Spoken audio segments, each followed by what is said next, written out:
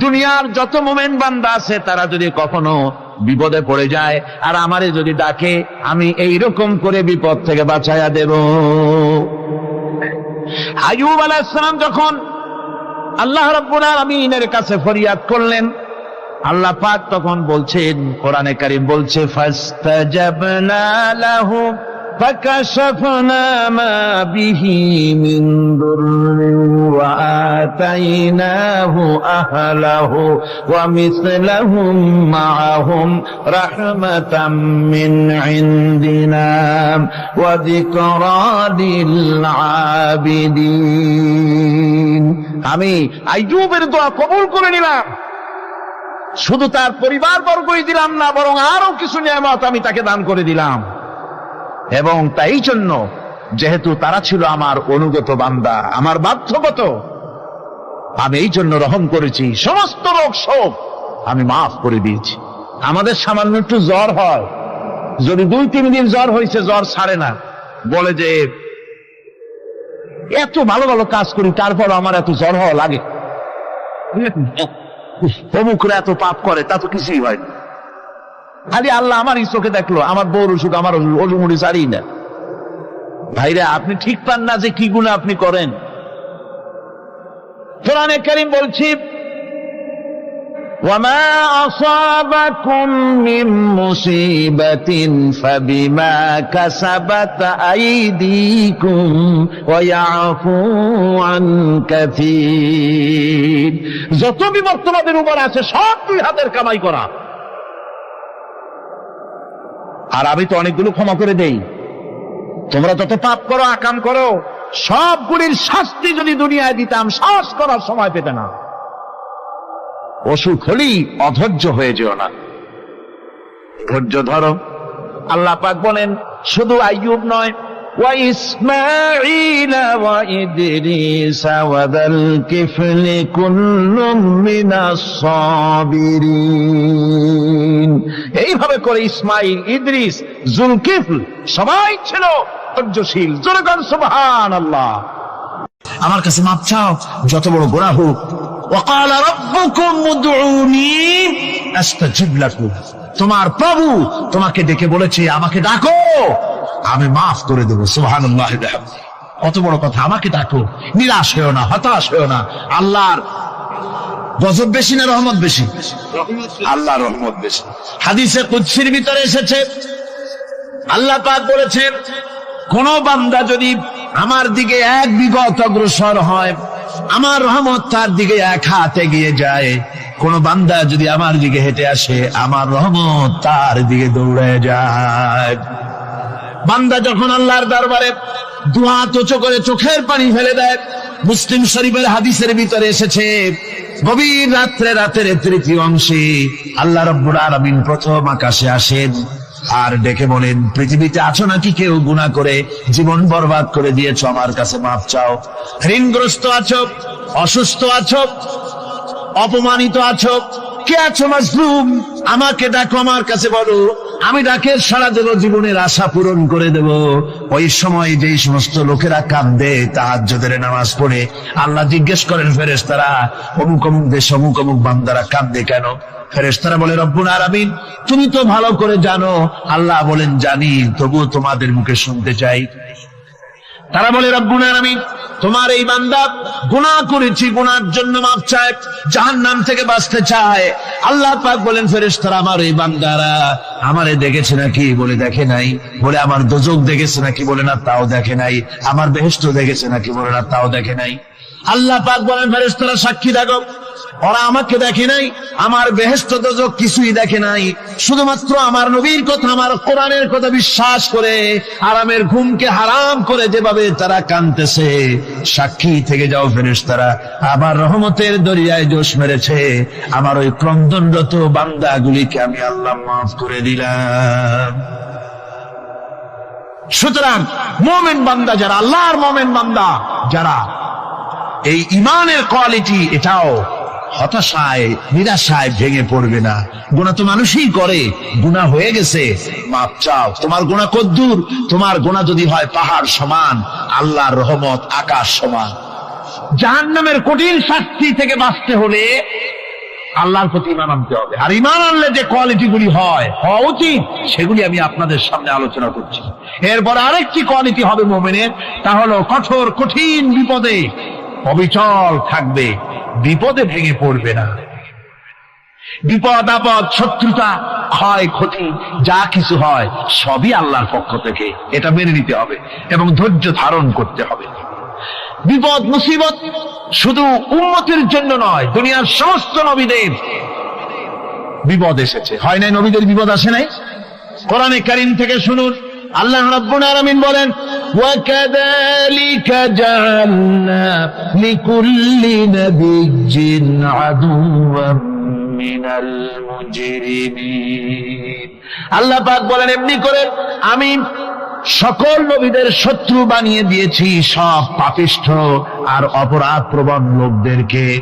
প্রত্যেক যুগে নবীদের শত্রু ছিল, প্রত্যেক যুগে নবীদের কি ছিল? শত্রু ছিল। সে শত্রু কারা ছিল? আল্লাহ পাক বলছেন নবীদের শত্রু ছিল পাপিষ্ঠ আর অপরাধ প্রবণ লোক, এরাই ছিল নবীদের দুশমন। রাসূলগণের অবস্থা যদি এই হয় তাহলে তার উম্মত, ওই দিনের ধারক বাহক যারা, তাদের বুঝি বিপদ আপদ হবে না নাকি? হবে কিনা? তো ইসলামের বিরোধিতা যারা করে, কোরআনের পরিভাষায় বলা হয়েছে ইসলামের দুশমন, নবীদের দুশমন। দুনিয়ার সব পাপিষ্ঠ আর অপরাধ প্রবণ লোকেরাই ইসলামের দুশমন হয়, নবীদের দুশমন হয়। আজও দেখেন, আজও তাকিয়ে দেখেন, ইসলামী আন্দোলনের বিরোধিতা যারা করে তারা পাপিষ্ঠ চরিত্রের কিনা তাকায় দেখেন, খুঁজে দেখেন, সর্বত্র খুঁজে দেখুন, খুঁজে দেখুন। যারা ইসলামী আন্দোলনের বিরোধিতা করে, যারা ইসলামকে মিটিয়ে দেওয়ার চেষ্টা করতেছে, যারা ইসলামকে মৌলবাদ বলে, ইসলামকে সাম্প্রদায়িক বলে, কোরআনে কারীমের কথা কত স্পষ্ট যে নবীদের দুশমন হয়, ইসলামের দুশমন হয় মুজরিম লোকেরা, অপরাধ প্রবণ আর পাপিষ্ঠ লোকেরা। আজও আমরা দেখতে পাই এই শ্রেণীর লোকেরা পাপিষ্ঠ এবং সবচাইতে সমাজের নিকৃষ্ট ধরনের চরিত্রহীন লোক। নামাজ নাই। আপনি খুঁজে দেখেন ইসলামী আন্দোলনের বিরোধিতা যারা করছে, যারা নেতৃত্ব দিচ্ছে, নামাজ নাই, রোজা নাই, চরিত্র নাই, হজ নাই, যাকাত নাই, মদ, জুয়া, জেনা, ব্যভিচার ইত্যাদিতে লিপ্ত। চেহারা দেখলে ছেলেপেলেরা 2 গ্লাস পানি খায় ভর ছোটে। কথা ঠিক কিনা কয়? এই হলো অবস্থা। মারে কেন? মুমিনদেরকে, পয়গম্বরদেরকে, সাহাবীদেরকে এবং ঈমানদারদেরকে মারে কেন? তার কারণ হচ্ছে আল্লাহ রাব্বুল আলামিন বলেছেন, ওয়া মা নাকামু মিনহুম ইল্লা আইয়ুমিনু বিল্লাহিল আজিজিল হামিদ। কাফিররা ঈমানদার লোকদেরকে অন্য কোন অপরাধী নির্যাতন চালায় না, নির্যাতন চালায় শুধু এই কারণে যেহেতু মুমিন লোকেরা পরাক্রমশালী, আল্লাহ রাব্বুল আলামিনের দ্বীনকে কায়েম করতে চায়, তার উপরে ঈমান এনেছে, এই কারণেই তারা মারে।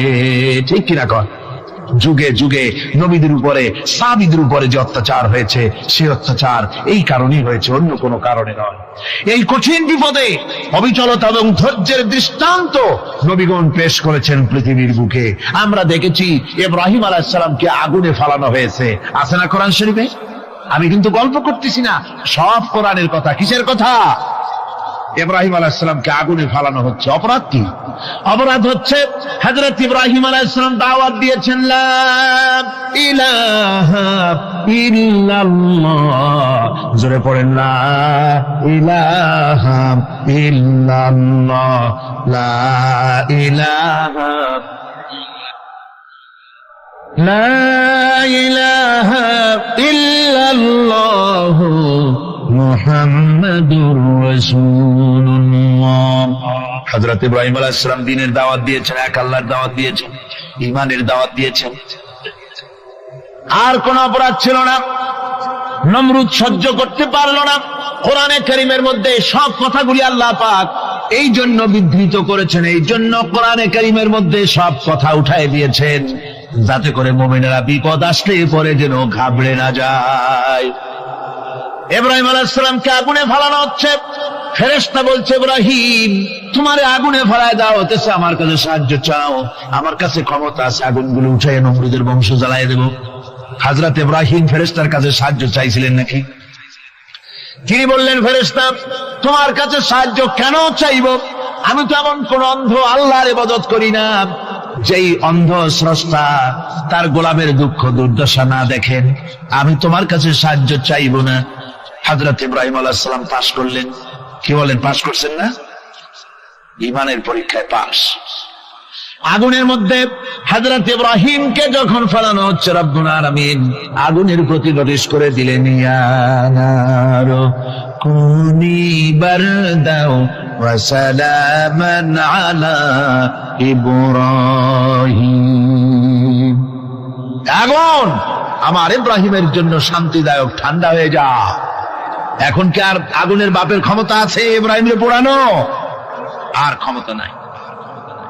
আমার বন্ধুগণ, ইব্রাহিম আগুনের ভিতরে আরামে বসা আছেন, আর ওদিকে নমরুদ বসে বসে দেখতেছে দূর থেকে। ইব্রাহিম তো জ্বলে না, গায়ের মধ্যে আগুন জ্বলে গেল। ডাক দিয়া কয়, আগুন তোর হলো কি? কেন জ্বালাইতে পারিস না আমার দুশমন রে? হলোটা কি তোর? তোর কি জ্বালানো শক্তি বন্ধ হয়ে গেল নাকি? আগুনের ভিতর থেকে জবাব এলো, নমরুদ রে, আমার ভিতরে জ্বালানো শক্তি আছে কি নাই যদি প্রমাণ করতে চাও, টেস্ট করতে চাও, তুই নিজে আয়। তোরে শুদ্ধ তামাম দুনিয়া জ্বালাই দিতে পারি, ইব্রাহিমের এক গাছা পশমও জ্বালাইতে পারি না।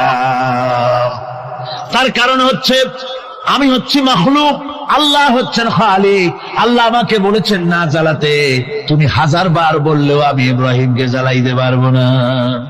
কোরআনে কারিমে ঘটনা বলে মুমিনদেরকে সাহস দেওয়া হচ্ছে, মুমিনেরা দ্বীনের কাজ করতে গিয়ে বিপদ আবাজ আসবে, ঈমানের দাবি হলো বিপদ আসবে।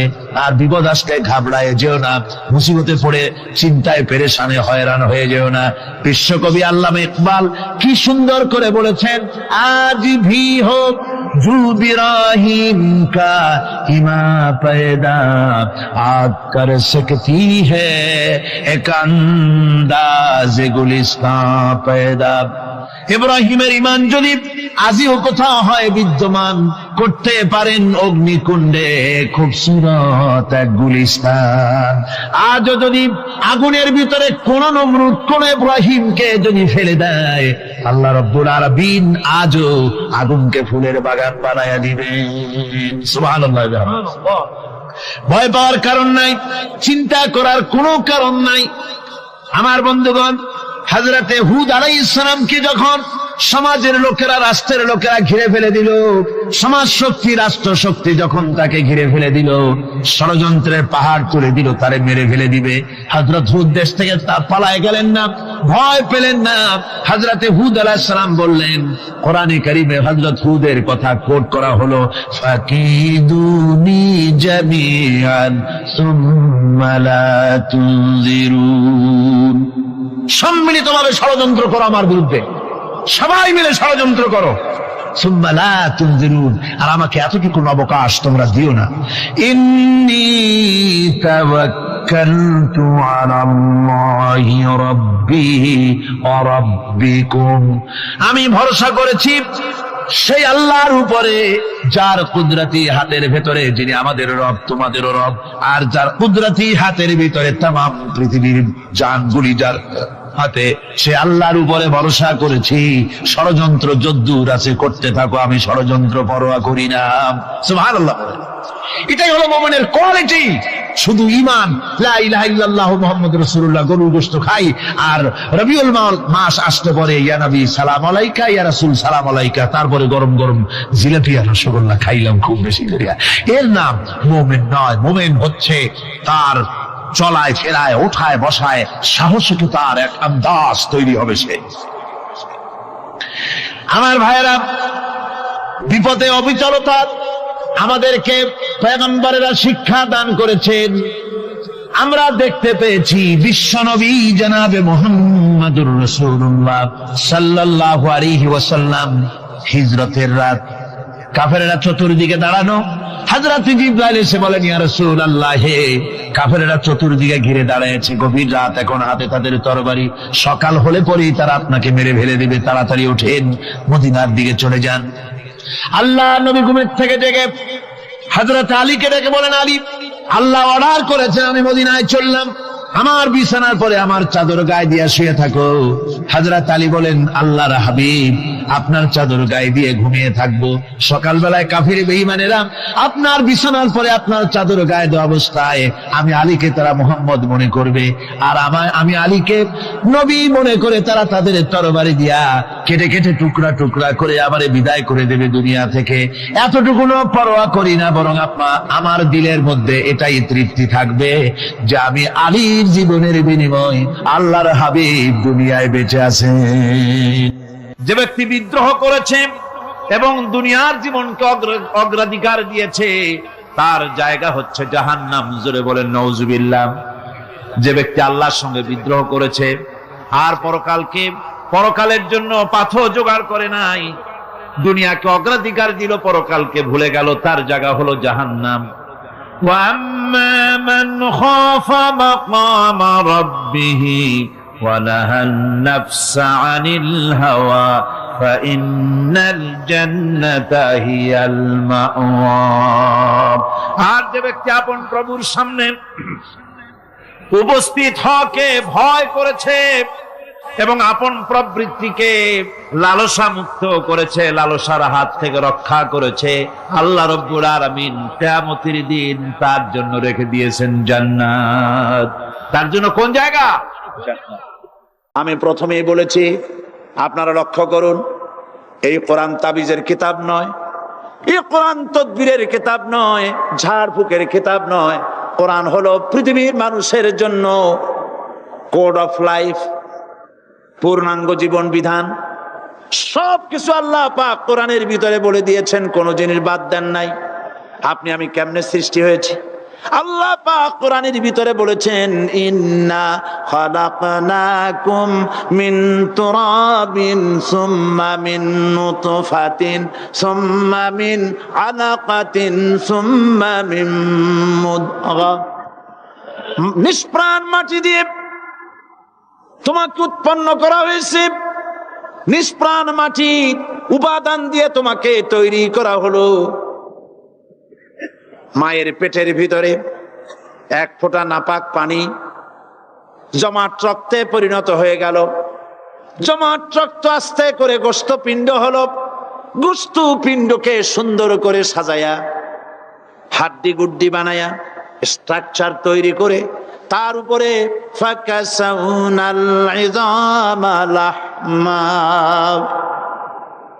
চামড়া দিয়ে গোস্ত দিয়া সাজায়া সুন্দর করে বানালাম। আল্লাহর পরিচয় শুনুন, আল্লাহ আমার কেমন আল্লাহ। মায়ের পেটের ভিতরে সন্তান বানায়া এরপরে যখন রূহ দেওয়া হয়েছে, ক্ষুধা লেগেছে, খাবারের প্রয়োজন হয়েছে, আল্লাহ রাব্বুল আলামিন ওই কচি বান্দা মায়ের পেটে বসে কি খাবে সেজন্য তার মা চিন্তা করে নাই, বাবা চিন্তা করে নাই, সরকার চিন্তা করে নাই। আল্লাহ রাব্বুল আলামিন মায়ের মাসিক অসুখকে বন্ধ করে দিয়ে সন্তানের নাভির সাথে আর মায়ের নাভির সাথে তার লাগায়া, পাইপ লাগায়া মায়ের মাসিক অসুখের রক্তগুলি দিয়ে সন্তানকে বড় বানালেন। মুখ দিয়া এই রক্ত পান করালেন না, মুখটাকে পবিত্র রেখে দিলেন যাতে করে পৃথিবীতে আসার পর ওই মুখ দিয়া আল্লাহ রাব্বুল আলামিনের জিকির করতে পারো। সন্তান মায়ের ভিতরে পেটের ভিতরে বড় হলো, আল্লাহ রাব্বুল আলামিন বলেন মাস দিন যখন পুরা হয়ে গেল, সুম্মা নুখরিজুকুম তিফলা, বাচ্চার আকারে পৃথিবীতে নিয়ে আসলাম। এখন খাবা কি? পৃথিবীতে যখন বাচ্চা এলো তখন তার পেটের সাথে যে সংযোগ ছিল মায়ের নাভির সাথে আর সন্তানের নাভির সাথে, সেই সংযোগ তার আর কি থাকলো? কি করা হলো? কেটে দেওয়া হলো। লক্ষ্য করুন, খাবারের জন্য একটি মাত্র পাইপ আল্লাহ লাগাইছিলেন, পৃথিবীতে সন্তান আসার সঙ্গে সঙ্গে পাইপটা কেটে দেওয়া হলো। এবার কি খাবে? আল্লাহ রাব্বুল আলামিন মায়ের বুক থেকে সন্তানের জন্য এবার সিঙ্গেল সিগন্যাল, তার জন্য সিঙ্গেল কোন লাইন যেটা ছিল কেটে দিয়া মায়ের বুক থেকে সন্তানের জন্য ডাবল লাইন আল্লাহ চালু করে দিলেন। এমন দুধ বানায় দিলেন যা শুধু খাবার নয়, শুধু ফুড ভ্যালু নয়, এই দুধের ভিতরে ক্যালসিয়াম, এর মধ্যে ভিটামিন, এর মধ্যে আয়রন, এর মধ্যে মেডিসিন। দুনিয়ার এই সন্তান ছিল ফি কারারিম মাকিন, সুরক্ষিত জায়গার ভিতরে ছিল, কোন পলিউশন সেখানে যেতে পারতো না, রোগের জার্ম সেখানে যেতে পারতো না। দুনিয়ায় এলো দূষিত আবহাওয়ার ভিতরে, এই সন্তানকে এখনই অ্যান্টিবায়োটিক খাওয়ালে পরে অসুবিধা হবে। আল্লাহ রাব্বুল আলামিন মায়ের দুধের ভিতরে ঔষধ দিয়া রোগের প্রতিষেধক বানায়া দিলেন। এ হলো আমার আল্লাহ। এ আমার কে? আল্লাহ। জোরে বলেন আল্লাহ। আল্লাহ আল্লাহ রাব্বুল আলামিন মায়ের দুধ দিয়ে সন্তানকে বড় করলেন, আর শোনায় দিলেন খবরদার এই মায়ের সাথে, এই বাপের সাথে নাফরমানি করবি না। মা বাপের জন্য আমার কাছে দোয়া করবে, রব্বির হামহুমা কামা রাব্বায়ানি সাগীরা। সবাই পড়েন আমার সাথে, রব্বির হামহুমা কামা রাব্বায়ানি সাগীরা। আল্লাহ পাক শিখাই দিলেন বান্দারে আমার কাছে দোয়া করায়, আল্লাহ আমার মা বাপ আমাকে ছোটবেলায় যেভাবে স্নেহের কোলে লালন পালন করেছে, এইভাবে আমার মা বাপ তোমার রহমতের কোলে লালন পালন করো। মনে থাকবে ভাইরা? বলেন মনে থাকবে? প্রত্যেক নামাজের পরে মা বাবার জন্য দোয়া করবেন, বেঁচে থাকুক আর মরে যাক, দোয়া করবেনই। মনে থাকবে? রব্বির হামহুমা কামা রাব্বায়ানি সাগীরা। আবার পড়েন, রব্বির হামহুমা কামা রাব্বায়ানি সাগীরা। আল্লাহ পাক মায়ের মর্যাদা এত বাড়াইছেন, সাহাবী প্রশ্ন করেছে, ইয়া রাসূলুল্লাহ খেদমত করব কার? হুজুর বলেন তোমার মায়ের, তারপরে কার? তোমার মায়ের, তারপরে কার? তোমার মায়ের, তারপরে কার? তোমার পিতার। বাপের চাইতে মায়ের মর্যাদা আল্লাহ 3 গুণ বাড়াইয়া দিলেন, 3 গুণ বৃদ্ধি করে দিলেন। হাদিস শরীফে এসেছে, হযরত আবী হুরায়রা রাদিয়াল্লাহু তাআলা আনহু রাসূলের কাছে এসে রাতের বেলায় কাঁদতেছিলেন। হুজুর প্রশ্ন করলেন, আবু হুরায়রা কাঁদো কেন? হযরত আবু হুরায়রা বলছেন, হুজুর মা আমাকে মেরেছে। তিনি প্রশ্ন করলেন, আচ্ছা মা তোমারে মারলো কেন? তুমি কি কোনো বেয়াদবি করছো? তিনি বললেন না। তবে মারলো কেন? হযরত আবু হুরায়রা বলেন, ইয়া রাসূলুল্লাহ আপনার খেদমত থেকে বাড়ি ফিরতে আমার দেরি হয়ে গিয়েছিল। গভীর রাত্রে যখন বাড়ি গেছি, মা আমাকে প্রশ্ন করলেন, বাবা দেরি হলো কেন, কোথায় ছিলি? তাম পৃথিবীর মানুষ যেই কদম মোবারক চুমু দিতে পারলে ধন্য হয়ে যায়, সেই আখিরি জামানার পয়গম্বর নবী মুহাম্মদ রাসূলুল্লাহ সাল্লাল্লাহু আলাইহি সাল্লামের দরবার থেকে আসতে আমার দেরি হয়ে গেছে। ইয়া রাসূলুল্লাহ আমার মা আপনার নাম শুনে তার গা জ্বলে উঠল, তিনি কাফের মুশরিকা। আপনার নাম শুনে অগ্নি শর্মা হয়ে আমাকে ধরে পিটানো আরম্ভ করলেন, আর বললেন, আবু হুরায়রা হয় মুহাম্মদ সাল্লাল্লাহু আলাইহি সাল্লামের বাড়ি ছাড়বি, নইলে আমার বাড়ি ছাড়বি, কি করবি বল? মার খেতে খেতে আমি বললাম, মা তোমার গায়ে যত শক্তি আছে আমারে মারো, তোমার বাড়ি শুদ্ধ, তাম দুনিয়াটা ছেড়ে দিতে পারি, মুহাম্মদ রাসূলুল্লাহর কদম মোবারক ছেড়ে দিতে পারি না। হুজুর আমার মা গলা ধাক্কা মেরে আমাকে বের করে দিয়েছেন। হুজুর বলছেন, আবু হুরায়রা মা তোমাকে মেরেছে আর আমার কাছে নালিশ করছো, আমি তোমার মায়ের কোনো বিচার করতে পারবো না। সুবহানাল্লাহ। এত বড় পাওয়ারফুল নবী, শানওয়ালা, ইজ্জতওয়ালি, বরকতওয়ালি, এত বড় নবী বলছেন মা মেরেছে, আমার করার কিচ্ছু নাই। সুবহানাল্লাহ। তোমার মা মুশরিকা হোক আর যাই হোক, তোমার মা। সুবহানাল্লাহ বলেন। আমার বন্ধুগণ, হযরত আবু হুরায়রা বলেন, ইয়া রাসূলুল্লাহ মায়ের বিরুদ্ধে কোনো অভিযোগ নিয়ে আমি আপনার কাছে আসি নাই। হুজুর বললেন, কেন আসছো বলো খুলে। আবু হুরায়রা বলেন, হুজুর আমি জানি আপনি আল্লাহর দরবারে যদি কোনো ব্যাপারে হাত তোলেন আল্লাহ মঞ্জুর করে ফেলেন। আপনি দয়া করে আমার মার জন্য দোয়া করেন, আল্লাহ যেন হেদায়েত দিয়ে দেন। আমার নবীজি দুখানে হাত উত্তোলন করলেন, বললেন আল্লাহুম্মা ইহদি উম্মা আবি হুরায়রা, আয় আল্লাহ আমি দোয়া করতেছি আবু হুরায়রার মাকে হেদায়েত নসিব করো। হুজুর হাত তুলে মোনাজাত করছেন, আবু হুরায়রা দৌড় দিলেন বাড়ির দিকে। কয়েকজন সাহাবী হযরত আবু হুরায়রার জামা টেনে ধরেছে, এই ভদ্রলোক দৌড়ায় কেন? এত শান্ত মানুষ, কখনো গরম হয়ে কারোর সঙ্গে কথা বলে না, এই মানুষটা দৌড়ায় কেন? কোনো বিপদ হইল নাকি? জামা টেনে ধরে বলে আবু হুরায়রা দৌড়াও কেন? হযরত আবু হুরায়রা বলেন জামা ছেড়ে দাও, কোনো বিপদ আমার হয় নাই, আমি দৌড়াইয়া বাড়ি যাই দেখতে চাই। আমি দৌড়াইয়া আগে বাড়ি যেতে পারলাম না, আমার নবীর দোয়া আগে আমার বাড়ি চলে গেছে, আমি এটা দেখতে চাই। হযরত আবু হুরায়রা দৌড়াতে দৌড়াতে বাড়ি চলে গেছেন। দরজায় নক করলেন, ভেতর থেকে আওয়াজ এলো কে? তিনি বললেন আমি আবু হুরায়রা, মা দরজা খুলে দাও, আমি তোমার সন্তান। মা বললেন বাবা অপেক্ষা করো, দরজা খুলতেছে। হযরত আবু হুরায়রা বলেন মায়ের গলার আওয়াজের ভেতরে কুফরি কর্কশতা পেলাম না, মায়ের গলার আওয়াজের ভেতরে তাওহীদের নরমিয়াত পেলাম।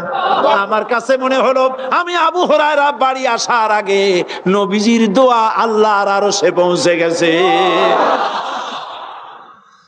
আবু হুরায়রা বলছেন মা আমার কিছুক্ষণ পরে ঘরের থেকে বেরিয়ে এসেছেন, আমি দেখলাম মায়ের শরীর ভিজা, মাথার চুল দিয়া পানি টপকাচ্ছে। মা আমার বললেন বাবারে তোমাকে মারার পর আমি নিদারুণ অনুশোচনায় পড়েছিলাম, মনে মনে ভাবলাম আহারে আমার সন্তান আমি কেন মারলাম? সে তো কোনো খারাপ কাজ করে নাই, কোনো খারাপ জায়গায় যায় নাই, এত ভালো মানুষ যার সম্পর্কে লোকেরা খামোখাই মিথ্যা কথা বলে, এই ভালো মানুষটার কাছে গেছে, সেজন্য আমি মারলাম কেন? বাবা গো আমি আমার ভুল বুঝতে পেরেছি, জীবনের ভুলও ধরা পড়েছে, আমাকে জলদি করে নিয়ে চলো বিশ্ব নবীর দরবারে। হযরত আবু হুরায়রার মা রাসূলুল্লাহর খেদমতে এসে ঘোষণা করলেন আশহাদু আল্লা ইলাহা ইল্লাল্লাহু ওয়াহদাহু লা শারীকা লাহু ওয়া আশহাদু আন্না মুহাম্মাদান আবদুহু ওয়া রাসূলুহু। আমার ভাইয়েরা, আল্লাহ রাব্বুল আলামিন মানুষ সৃষ্টি করে পৃথিবীতে পাঠায় দিলেন, খাবারের ইন্তজাম করলেন, এগুলি সব আল্লাহর পরিচয়। আল্লাহরে চেনার জন্য বড় বড় কিতাব ঘাটা লাগে না, কিসমতে যদি থাকে দুই একটা দৃষ্টান্ত যথেষ্ট হয়ে যায়। সুবহানাল্লাহ সুবহানাল্লাহ, দুই একটা দৃষ্টান্ত যথেষ্ট। আল্লাহ পাক সমস্ত সৃষ্টি জগৎকে তৈরি করলেন, সৃষ্টি করলেন, আর তাদের খাদ্যের ব্যবস্থা করলেন। কে করেছেন খাদ্যের ব্যবস্থা? খাদ্য দেন আল্লাহ। আল্লাহ পাক কোরআন শরীফে বলেছেন লা ইন শাকারতুম লাযীদান্নাকুম ওয়া লা ইন কাফারতুম ইন্না আযাবি লাশাদীদ। আমার নিয়ামতের শুকর যদি আদায় করো বাড়ায় দেব, আর যদি কৃতজ্ঞ হও শুকরিয়া আদায় না করো মস্ত বড় শাস্তি দেব। ফসল দেই আমি, আর শুকরিয়া আদায় করো তোমার বাজানের, ঠিক কিনা? শুকরিয়া আদায় করে কার? বাজানে। একটা লোকের, একটি মানুষের যেই প্রশংসা এই সরকার করলো, বিগত 4.5 বছর ধরে একটা মানুষের যত জিকির করলো, প্রশংসা করলো, ছবি টানাইলো, যদি এতটা জিকির এতটা স্মরণ আল্লাহ রাব্বুল আলামিনের করতো, ওদের জন্য আল্লাহর জান্নাতের দরজা খোলা হয়ে যেত। প্রশংসা করবে কার? চিল্লায় বলুন, আল্লাহ পাকের প্রশংসা করবে। খেতে দেওয়ার মালিক তিনি। আল্লাহ পাক বলছেন আল্লাহকে, তার পরিচয় আল্লাহ তুলে ধরেছেন ওয়ামা মিন দাব্বাতিন ফিল আরদি ইল্লা আলাল্লাহি রিজকুহা। এই পৃথিবীর ভিতরে এমন কোন বিচরণশীল জীব নাই যার রিস্কের দায়িত্ব আমি আল্লাহ গ্রহণ করি নাই। সুবহানাল্লাহ বলবেন না? রিস্কের দায়িত্ব কার হাতে? আচ্ছা দেখুন তো, পৃথিবীর সমস্ত সরকারের কাছে বিভিন্ন মন্ত্রণালয় আছে না? খাদ্য মন্ত্রণালয় বলে কোনো মন্ত্রণালয় আছে কিনা? আছে? খালি কয় খামু আর খামু। খাদ্য মন্ত্রণালয় আছে, থাকার পরেও মানুষ না খাইয়া মরে, ঠিক কিনা? এবার একটু তাকান তো, জ্ঞানের চক্ষু দিয়া তাকান। ফরেস্ট এরিয়া, বাঘ আছে কিনা? নাই।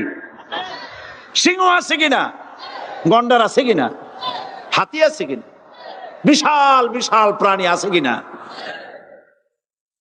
জঙ্গলে ছোট্ট প্রাণী থেকে, পোকা থেকে শুরু করে গন্ডার পর্যন্ত, টুনটুনি পাখি দিয়ে শুরু করে ঈগল পাখি পর্যন্ত, নদীর ভিতরে ছোট্ট চুনু পুঁটি থেকে শুরু করে তিমি মাছ পর্যন্ত।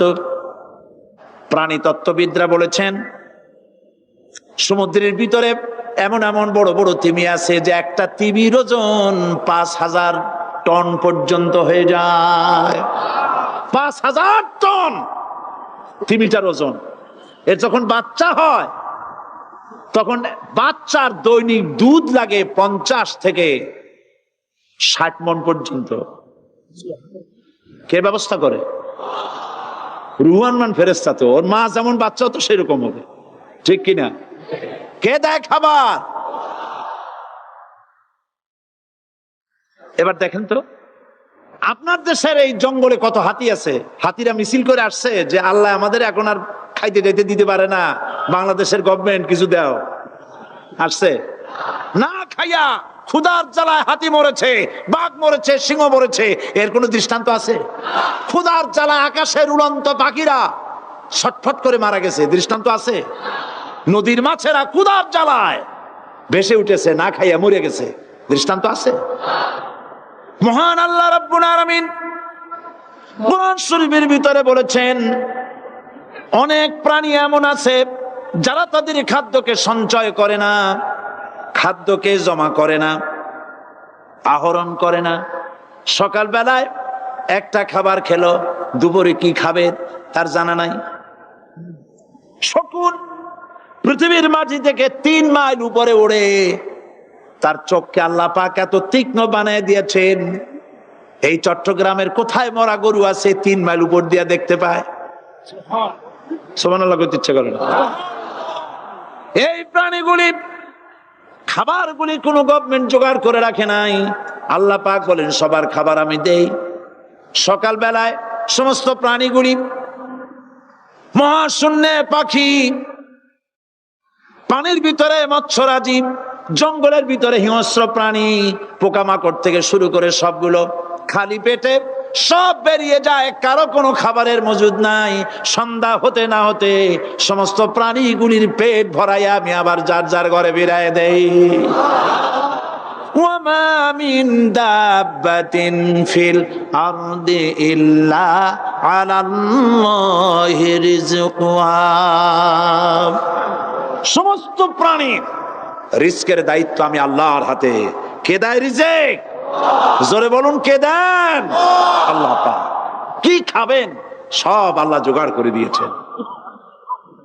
তরি তরকারি জোগাড় করেছেন, মাছ জোগাড় করেছেন, চাউল দিয়েছেন, খাবার দিয়েছেন, গোশত দিয়েছেন, সব দিয়ে দিয়েছেন। আল্লাহ রাব্বুল আলামিন সমস্ত জিনিস দিয়ে মানুষকে আল্লাহ পাক তার জন্য আল্লাহ সব করেছেন। খালাকালাকুম মা ফিল আরদি জামিআ। এই পৃথিবীতে যা তৈরি করেছে সব তোমার জন্য। এ হচ্ছে আমার আল্লাহ, এ হচ্ছে আমার কে? আল্লাহ। সে আল্লাহ পাক বলছেন, আল্লাহর পরিচয় তিনি স্রষ্টা, তিনি রিজেক দাতা। এবার আইনদাতা কে? আইনদাতা কে? আরো জোরে বলুন। আইনদাতা আল্লাহ হচ্ছে আল্লাহর পরিচয়। ইনিল হুকমু ইল্লা লিল্লাহ আলা লাহুল খালকু ওয়াল আমর। সৃষ্টি যার, আইন চলবে তার। আমার দেশে আল্লাহর আইন চলছে? আমাদের দেশের কল কারখানা, ক্ষেত খামার, অফিস আদালত আল্লাহর আইন অনুযায়ী চলে? চলে না। বরং আল্লাহর আইনকে মুছে ফেলার জন্য, নিজেদের আইন সৃষ্টি করার জন্য প্রচেষ্টা চালানো হচ্ছে। আল্লাহর আইন মানুষের জন্য সব থেকে বেশি উপযোগী, কারণ সৃষ্টি করেছেন কে? বলেন কে করেছেন? আল্লাহ। প্রত্যেকটি মেশিন আপনি যা কিনবেন, রেডিও হোক, টিভি হোক, যে কোনো যন্ত্র হোক, গাড়ি হোক, তার সাথে একটা লিটারেচার, একটা বই তার সঙ্গে দিয়ে দেওয়া হয়। ওই বইয়ের মধ্যে লেখা থাকে এটা কিভাবে চালানো হবে, অপারেট করা হবে, তার সিস্টেম লেখা থাকে। আপনার ইচ্ছা মতো চালাইলে হবে না। এই মানব গোষ্ঠীকে সৃষ্টি করেছেন। এখন আপনি যদি আপনার আইন মতো চালান, তা কি চলবে? চলবে না।